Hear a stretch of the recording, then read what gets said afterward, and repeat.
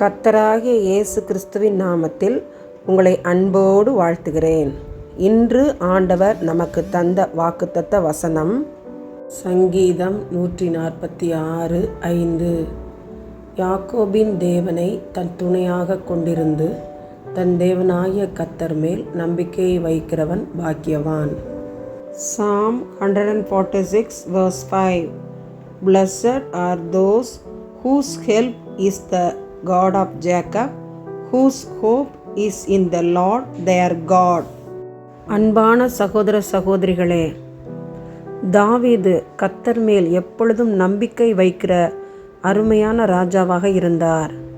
ஒருமுறை சிக்லாகு என்ற இடத்திலிருந்து தாவீதின் அவன் உடன் இருந்த அத்தனை பேரின் மனைவி, பிள்ளைகள், ஆடு மாடுகள் அனைத்தும் கொள்ளையடிக்கப்பட்டது. அனைவரும் அழுதனர். தாவீதை கல்லெறிய வேண்டும் என்று நினைத்தனர். தாவீது கர்த்தர் மேல் நம்பிக்கை வைத்து தன்னை திடப்படுத்தி கொண்டார். ஜெபத்தோடு கர்த்தரை கேட்டபோது, எதிரிகளை பின்தொடர், அவர்களை முறியடித்து நீ சகலத்தையும் திருப்பிக் கொள்வாய் என்ற அருமையான வாக்குத்தத்தத்தை பெற்றார்.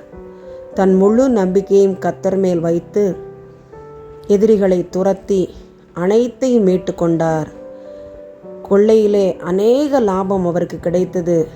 அநேக மக்களுக்கு அதை பகிர்ந்தளித்து சந்தோஷமாய் காணப்பட்டார். நாம் எதை இழந்திருக்கிறோம்? கர்த்தரை முழுவதுமாய் நம்புவோம்.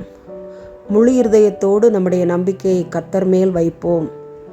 கர்த்தர் மேல் நம்பிக்கையை வைக்கிற மனுஷன் பாக்கியவான். ஆமேன். அன்பின் பரலோக பிதாவே, இந்த அருமையான ஜெப நேரத்துக்காக ஸ்தோத்திரம். எங்களை உம்முடைய கரத்திலே தாழ்த்தி ஒப்பு கொடுக்கிறோம். பெற்றோர் பிள்ளைகள் அன்பு உறவிற்காக ஜெபிக்கிறோம்.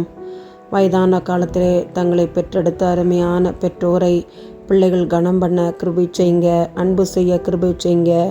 3 வேளை உணவு கொடுத்து நன்றாக பராமரிக்க கிருபை கொடுங்க. முதியோர் இல்லத்தில் சேர்த்து விடாதபடி, தெருக்களில் விட்டு விடாதபடி, கவனிக்காமல் அசட்டை செய்யாதபடி, திட்டாதபடி, அடிக்காதபடி இருக்க தேவனாகிய கர்த்தர் இரக்கம் செய்ய வேண்டுமாய் ஜெபிக்கிறேன். பெற்றோருக்காக ஜெபிக்கிறேன். பிள்ளைகளை அன்போடு நடத்த கிருபை கொடுங்க.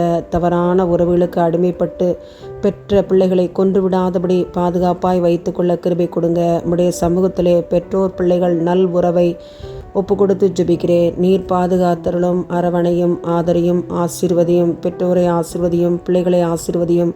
உம்முடைய கிருபையினால் தாங்கிக் கொள்ளும். உம்முடைய அன்பின் கரங்களுக்குள்ளாய் குடும்ப உறவுகளை ஒப்பு கொடுத்து ஜெபிக்கிறேன். இயேசுவின் மூலமாய் எங்கள் ஜெபங்களை ஏறெடுக்கிறோம். ஜீவனுள்ள எங்கள் நல்ல பிதாவே. ஆமேன், ஆமேன்.